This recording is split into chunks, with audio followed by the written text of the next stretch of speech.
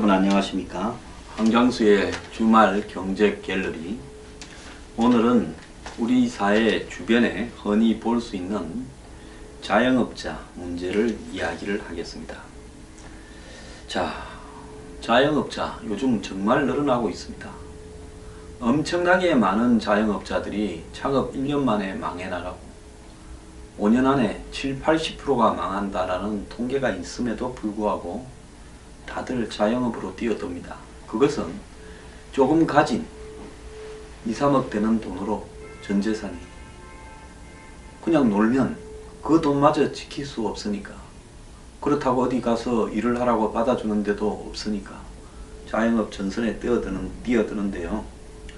임금 근로자 가구 대비 부채 규모가 2배고 상대적 빈곤율은 3배에 달한다고 합니다. 그런데 최근에 자영업자의 대출이 알려진 것보다 190조가 더 많은 650조에 달한다라는 금융감독원 보고서가 나왔습니다. 한국은행은 460억이라고 그러고 금융감독원은 520조라고 합니다. 그런데 새로운 통계에서는 650조의 대출이 있다. 그러니까 가계부채 1300조의 절반이 자영업자 대출이라는 겁니다.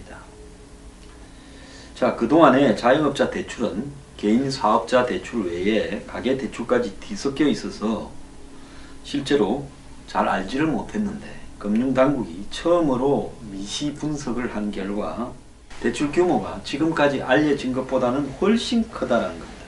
제가 며칠 전에 말씀드린 부동산 담보 대출, 즉 아파트를 신규로 했을 때 중도금 대출과 마찬가지로 지금 금리가 5%대에 올라가고 있는 상황 속에서 이 자영업자의 지금 이 원리금 상환이 벽에 부딪힐 가능성이 높아졌다, 이렇게 지금 예측이 되는데요. 그동안 한국금융당국은 자영업자 대출이 500조 미만이라고 봤는데요. 근데 이번에 새로운 조사 결과 전체 가계부채 1300조의 절반이 이렇게 자영업자 대출이다. 자, 그래서 자영업자 가계대출까지도 포함된 내용입니다. 그런데 그동안에 자영업자 대출이라는 것이 무엇을 말하는가 좀 불분명했어요. 한국은행은 그동안 개인 사업자 대출을 받은 자영업자의 총 대출을 이 자영업자 대출로 파악했는데, 사업자 대출을 받아야 자영업자 대출이고, 그래서요, 자영업자가 지난해 9월에 자영업자 총 대출이 460조다 이랬는데, 사업자 대출이 그 중에서 300조고, 자영업자가 사업자 대출이 아니라 개인 가계 명의로 받은 대출이 160조입니다. 그러니까 이 하는 통계의 허점은 사업자 대출이 없는 자영업자의 가계 대출은 포함하지 않는다는 거예요. 그러니까 사업자 대출 받은 사람 중에 또 가계 대출 받은 사람의 합계를 넣는 건데, 그런데 사업자 대출은 안 받고 가계 대출을 받은 자영업자들은 빠져 있었다는 겁니다. 그래서 이것까지 다 포함해서 처음으로 이 자영업자가 사업자 대출을 받은 거, 또 자영업자가 가계 대출을 받은 거, 또 자영업자인데 사업자 대출을 안 받고 가계 대출만 받은 거, 이런 거를 다 합치니까 지금 650조가 되었다라는 이야기입니다. 자, 그래서 결국은 영세 자영업자가 사업자 대출을 받든 가계 대출을 받든 주머니 돈이 쌈짓돈이지, 그걸 정확하게 구분해서 사업에 쓰거나 자영업에 쓰는 부분에 이 구분이 잘 가지 않는다는 겁니다. 그런데 지금 금융당국이 자영업자 대출에 지금 관심을 가지고 있는 이유는요, 경기 부진에다가 금리 상승이 겹치면서 자영업자 대출이 제일 먼저 부실해질 수 있다, 이런 것 때문에 그러는데요. 자영업자가 지금 상황이 얼마나 힘든가 하는 부분을 우리가 좀 알아야 됩니다. 그래서 자영업자들은 대부분 노후 준비를 못합니다. 솔직히 말하면 자기 인건비를 어디 가서 남 식당이나 남의 가게에 가서 일해주고 받는 인건비라도 벌면 성공한 자영업자입니다. 그래서 국민들, 5가구 중에 1가구가 자영업자고 평균 연령은 53.2세, 자영업자의 순자산은 3억 5천만 원이고 1인 자영업이 10명 중에 8명이다 라는 이야기입니다. 자영업의 사업체 숫자는 전체적으로 한 300만 개 되고요. 자영업자로 분류되는 사람들은 한 565만 명이 일을 하고 있는 걸로 지금 보입니다. 그래서 한국은 전체 고용인구 가운데서 자영업의 비중이 터키, 그리스, 멕시코에 이어서 4위입니다. 이 자영업자 높은 나라들 꼴들 한번 보세요. 터키 뭐 말 안 해도 잘 알 거고, 그리스 부도난 나라고, 멕시코 답이 없는 나라지 않습니까? 그래서 한국이 자영업자의 비중이 이 전체 이 국민들의 28.2%를 차지하고 있는데요. 자, 1년 미만의 자영업자가 16.2%, 그 다음에 3년 미만이 59.4%로 이 두 개를 합치면 한마디로 7% 정도 되는 사람이 3년 미만의 자영업자입니다. 그리고 도소매업과 숙박업이 대부분이고요. 그래서 창업 5년 이래 70.4%가 폐업을 한다는 겁니다. 자, 특히 숙박 음식점업과 도소매업은 창업 1년 만에 절반 가까이 폐업을 한다는 겁니다. 제가 이 근처에 뉴스 브리핑에 손님이 오고 또 뉴스 브리핑에 출연하시는 분들 끝나면 모시고 가던, 제가 이 근처에서 먹어본 것 중에는 가장 맛있는 삼겹살 집이 있었습니다. 근데 엊그제 그 집에 손님을 모시고 가려니까 벌써 내부 수리 중 해가지고 문을 닫았습니다. 참 그렇게 가격 경쟁력이나 맛 경쟁력이 있는 집도 이렇게 버티지 못하고요. 최근에는 2013년부터는 자영업의 퇴출자 수가 진입자 수를 초과하는 현상이 발생했다는 겁니다. 2013년에 퇴출자 수가 65만 6천 명, 진입자 수가 58만 2천 명. 그러면 어떤 일이 벌어지겠습니까? 자영업자 수가 점점 줄어들고 있다라는 거겠죠. 그런데 자영업의 지금 문제는 뭔가 하면 업종별로 쏠림 현상이 심해가지고 창업 대상 업종의 60%가 도소매업, 개인 서비스업, 숙박, 음식점업을 하고 있다라는 겁니다. 그러다 보니까 서로 그냥 비슷비슷하던 사람들끼리 이렇게 뜯어먹고 사는 이런 구조가 지금 되고 있고요. 자영업자들 가운데 노후 준비를 하고 있다라고 어떤 식으로든지 하는 사람은 임금 근로자보다도 18.3%나 적다라는 겁니다. 개인연금 가입률도 임금 근로자 일반 가구는 31.1%가 가입하고 있는데 자영업자는 22.6%만 가입하고 있다. 이런 걸로 볼 때 자영업자의 한마디로 상황은 매우 열악하다, 이렇게 볼 수가 있습니다. 며칠 전요, 치킨집 나간 자리에 들어선 편의점이라는 칼럼을 한 언론인이 올렸습니다. 아파트 앞 상가에 국내 1위 브랜드인 C 편의점이 들어섰다. CU겠죠. 용감한 건지 무모한 건지 유리창 속에 40대 주인을 볼 때마다 이렇게 안 됐다 생각이 들었다. 자기는 이 아파트 초기 입주자라서 이 상가의 역사나 편의점 터에 누가 와서 망하고 나갔는지 다 알고 있다. 편의점이 들어선 곳은 원래 아파트 단지에 이름이 붙어있던 아파트 이름하고 똑같은 슈퍼가 있었는데 구멍가게에 있는데 젊은 주인 부부 두 사람이 인상도 좋고 싹싹했는데 장사가 안 됐는지 뭐 때문인지 접고 떠난 다음에 BBQ 치킨집이 들어섰는데 50대 초반 주인 부부가 월요일 빼고 매일 오후 서너 시에 문을 열어서 여름은 자정이 훨씬 넘도록 닭튀김에 맥주를 팔았는데 밝은 표정을 한 번도 보지를 못했다.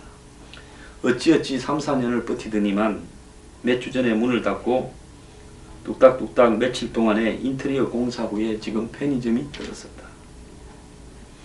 편의점 옆에는 부동산이 두 곳, 미장원, 반찬 가게가 옹기종기 올망졸망 이렇게 연듯만듯 하고 있는데, 불은 켜놔서도 북향이라가 컴컴하고 낮에도 부동산 업소 하나도 몇 해 전에는 치킨집이었는데 어느 날 문을 닫고 부동산이 들어왔다. 장사가 안 돼 주인이 오토바이 직접 몰고 배달에 나섰다가 차에 받쳐 돌아가셨다는 겁니다. 미장원도 간판이 2번 바뀌었는데 처음에는 샤넬 헤어샵이고, 이발소가 없어서 동네에 미장원에 머리를 자르러 갔더니만 미용사가 이 샤넬이라는 이름을 썼는데, 샤넬 본사에서 계속 이런 이름을 쓰면 소송을 낸다 해서는 간판 바꿔야 되는데 돈 들어갈까봐 걱정이다 이랬는데, 이것도 좀 오래 못 갔다는 겁니다. 자, 2층에는 교회와 영어 수학 학원이 있었는데 학원 자리도 오래전에 망해갖고 비어있고, 교회는 몇 해가 지나도 성도가 늘지 못해가 여전히 개척교회입니다. 무얼 해도 잘 안되는 이 아파트 상가에 새로 문을 연 편의점에는 손님이 없다는 겁니다. 길 건너편에 국내 1위 유통업체, 그러니까 뭐 요즘 있지 않습니까? 무슨 이마트 슈퍼 이런 이 대형 할인점에 이 슈퍼가 이렇게 들어서고 있고요. 인터넷 주문까지 하고 배달까지 해준다는데 이 편의점에서 물건 싼 사람이 있을까 걱정된다는 겁니다. 대형 마트 슈퍼는 편의점이 있는 거 이상으로 5만 개 다 있고, 채소, 신선한 채소에 과일에 육류, 생선까지 있고, 또 요일별로 할인까지 내리는데 누가 아파트 상가 편의점에 가겠느냐는 겁니다. 가까이에 중학교가 있어 학생들이 간혹 이렇게 컵라면이나 먹었는데, 자, 그 다음에 또 애들이 이렇게 집에 갈 때쯤에는 푸드트럭이 와서 또 장사하니까 거기 가는 사람도 별로 없고, 자, 이 푸드트럭이 뭐 떡볶이부터 순대 붕어빵까지 다 파니 애들이 다 그 앞에 서서 먹는다. 그래서 오늘 편의점 주인은 사람이 없어서, 손님이 없어서 신문이나 뒤적이고 있고 팔다 남은. 그리고 신문에는 도소매업 평균 생존기간 5.2년, 그러니까 5년 안에 70%가 망하고 평균 생존기간이 5.2년이라는 것은 이것도 좀 잘못된 통계라고 저는 봅니다. 자, 음식 숙박업은 3.1년, 개인 서비스업은 5.1년, 자영업자 대출 규모는 650조, 대출 증가 속도는 일반 가계의 이 대출보다도 배 가까이 늘어나고 있고, 자, 또 중소기업 대출금리나 임대료가 높을수록 자영업 폐업 위험은 더 급증하고, 대출 이자가 0.1% 상승하면 음식 숙박업의 폐업률은 10.6%가 높아진다는 겁니다. 그래서 개인 서비스업과 도소매업도 이자만 0.1% 올라가면 망하는 확률이 훨씬 높아진다는 겁니다. 자, 그런데 또 어떤 조사로는 2015년에 자영업자와 무급으로 그 자영업을 도와주는 가족까지 포함하면 580만 원이 아니라 671만 명이라는 거죠. 전체 근로자 수의 25% 난 거고. 자, 이런 상황에서 이 국내 자영업이 고용에서 차지하는 비율은 4분의 1인데 생존율은 5년 안에 30%밖에 못 살아남는다는 겁니다. 자, 전 국민들이 마지막으로 택하는 길이 자영업에 가서 망해서 대다수가 빈곤층으로 전락하는 일을 정부가 그걸 지켜보고 있는 이런 나라가 정상이냐는 겁니다. 1년에 자영업을 하다가 망해 나가는 사람의 대출되는 숫자가 아까 제가 말씀드린 것처럼 얼마나 많습니까? 새로 들어오는 사람보다 망해 나가는 사람이 더 많다는데 65만 6천 명이 퇴출돼 가는데 그 중에 본전이나 건져서 나가는 사람은 몇 명이 되겠습니까? 아까 자영업자들의 평균 자산이라는 게 기껏 해봤자 3억 5천 정도인데 이 정도 되는 사람들이 그 중에서 은행 빚을 내 가지고 뭐 기껏해야 조그마한 지관계에 대출 받아서 한 1, 2억 내에서 자영업 하다 망해버리면 이제 재산의 반토막이 나버리는 겁니다. 그래서 자영업 한번 하다 망하면 그걸로 이제는 빈곤층으로 전락하는데요. 그렇다고 이 사람들이 자영업을 안 하면 살아갈 수 있는 어떤 직장이나 일자리라도 있냐랍니다.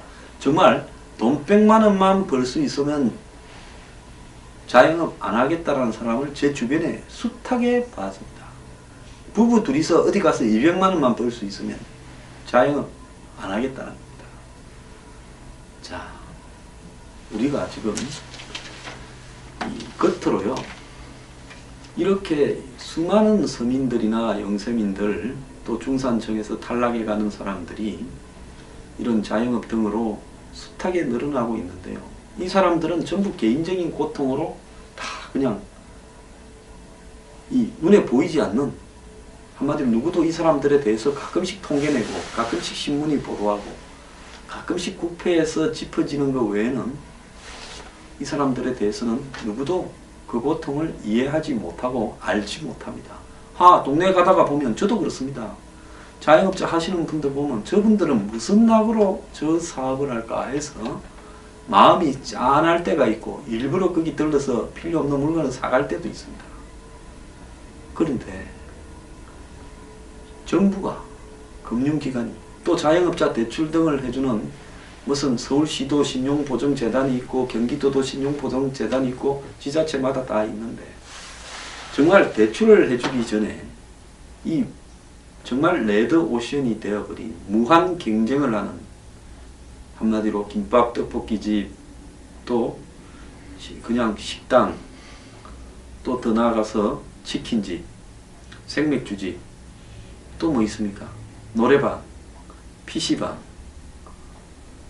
뭐 이런 거죠. 대부분 반찬 가게, 그리고 무슨 학원 같은 경우도 포함될 수 있을 거고요. 그리고 동네 뭐 옷집들. 자, 우리가 어릴 때로 한번 돌아가서 봅시다. 제가 어릴 때 70년대 초중반에 자영업자들 동네 골목이 시끌벅적했습니다. 솔직히 또 사람이 좀 많이 사는 동네 초입에는 골목이 그야말로 반재래식 시장 비슷하게 돼 있었고 물건을 사러도 동네 슈퍼에 가서 다 샀습니다. 그리고 옷도 동네에 있는 옷집에서도 많이 사 입었습니다. 동네마다 이발소가 있었습니다. 동네마다 약국이 엄청나게 많았습니다. 이제는 약 하나 살라 그러면 약국 찾아서 산말리고요. 남자들은 이발을 하려 그러면 이발소를 못 찾아서 미용실로 가야 됩니다. 미용실은 그냥 바로 막 다다다닥 붙어 있습니다. 100m 안에 미용실이 우리 동네만 하더라도 제가 볼 때 한 10대 개 있습니다. 치킨집이니 무슨 분식집, 떡볶이집은 말을 할 것도 없습니다. 휴대폰 판매하는 집. 요즘 제일 빨리 빛의 속도로 문을 열었다가 이렇게 닫는 데가 휴대폰 소매상입니다. 자, 그분들 인테리어 할 것도 별로 없어서 망하면 크게 뭐 이렇게 데미지가 없는지 걱정인데요. 자, 그래서 제가 저희 동네 앞에 이 사무실 앞에 이 없어진 삼겹살 집을 생각하면서요. 제 방송 오신 분들 거기 가서 맛있다고 먹고 또 가면 뭐 주인도 싹싹하게 잘 대해주셨는데 어느 날 보니 문을 닫아버렸다는 거예요. 참 굉장히 안타까운데요. 이 자영업이 사라지는 구조 속에서 그 자영업을 흡수를 다 누가 합니까? 재래식 시장도 마찬가지입니다. 지금 재래식 시장의 청년 창업 대출 이런 것들을 통해 가지고 지자체나 그 다음에 각종 정부 기관들이 과거에 이 흥했던 재래식 시장에 뭐 요즘 천장하고 뭐 여러 가지 지원을 해주면서요. 곳곳에 비어 있는 가게에 청년들이 뭐 간판 좀 이렇게 인테리어 좀 신선하게 해가지고 곳곳에 틀어박혀서 몇몇 성공한 무슨 통인시장이니 망원시장이니 이런 데처럼 재래시 시장을 살린다 해갖고 그런 사람을 20-30명씩 재래시 시장에 들어가도록 지원도 많이 해줬습니다. 그러고는 한 6개월 뒤에 가보면요, 뭐 다큐멘터리 3일 같은데 노는 재래시 시장들은 뭐 흥한 것처럼 보이지만은 대부분의 재래시 시장에 청년들이 들어가서 새로운 분위기를 불러일으키고 사람들을 끌어내겠다라고 이렇게 하고 시작을 했는데 6개월, 1년 뒤에는 뭐 60-70%가 다 문을 닫았고 폐업을 해서 가게는 황폐해져 있습니다. 자, 자본주의 사회는 자유시장 경제고 업종을 제한해서도 안 되고 누가 누구를 통제해서도 안 된다고 이야기를 합니다. 그러면서 그런 간섭들을 부당하게 여깁니다. 그래서 재벌들이 장의사도 하고 재벌들이 꽃집도 하고, 예? 재벌들이 이제 약국까지도 얼마 전에는 하려고도 했습니다. 자, 재벌들이 또 대형 마트도 하고 오만 그를 다 합니다. 자, 우리가 집에서 쓰는 물건들을 보면 대부분 재벌 회사 소속입니다. 옷부터 시작해서 집 한번 보십시오. 가구, 무슨 가전제품, 심지어 뭐 우리가 사 먹는 음식까지도 다 재벌들의 마트에서 삽니다. 자, 그런데 그 대가로도 수많은 사람들이 이렇게 자영업에 뛰어들었다가 망해갑니다. 이제 대형마트 가면 떡볶이, 순대까지 다 팔아버립니다. 자, 정부가 이런 사태들을 방치를 할 겁니까? 어떻게 해야 되겠습니까? 정부 주도로 일자리를 창출하든지, 정부 주도로 자영업 고유업종들을 지정해서 과거에 중소기업 고유업종을 지정했듯이 대기업들이 할 수 없는 업종의 한계를 명확하게 정하든지, 그런 부분이 사회주의적이라고 이야기한다면요, 그러면 경제가 센 놈이 지 맘대로 다 진공청소기처럼 빨아들이는 것이 자본주의라고 이야기하고 싶냐고 제가 묻고 싶습니다. 1900년대 초에 미국의 테오도어 루스벨트는 독점 자본의 횡포를 갖다가 규제하기 위해서 이 독점 규제 법안을 통과시켰습니다. 지금부터 무려 110년 전에 날강도 귀족 독점 자본을 규제하는 법을 통과시켰어요. 그들과 싸웠습니다. 이 한국의 이 땅에는 110년이 경과했는데도 불구하고 대다수의 국민들은 한마디로 이런 현상의 문제들을 자각하지 못합니다. 국민들 4명 중에 1명이 자영업에서 일을 하는데 이 자영업을 갖다가 살리기 위한 노력이 어디에도 없고, 자영업에 있어서 그들이 안 망하게 할 수 있는 방법들을 누구도 말하지 않습니다. 제가 프랑스 파리에 갔는데요, 아침마다 그들은 빵 대신에 바게트, 쌀 대신에 바게트, 긴 딱딱한 빵을 먹지 않습니까? 바게트 놓으면 그 앞에 줄을 씁니다. 옛날에 그걸 보고 제가 무슨 생각이 났는가 하면, 우리 어릴 때 요즘에야 뭐 쌀을 갖다가 20kg짜리 사놓고 이렇게 5kg, 10kg짜리 사놓고 먹지만은, 그때는 쌀을 봉투에 사러 간 집들이 많습니다.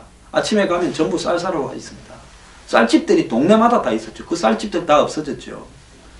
그런데 프랑스의 파리에 가보면 그 바게트 집이 골목마다 있습니다. 꽃 파는 집이 골목마다 있습니다.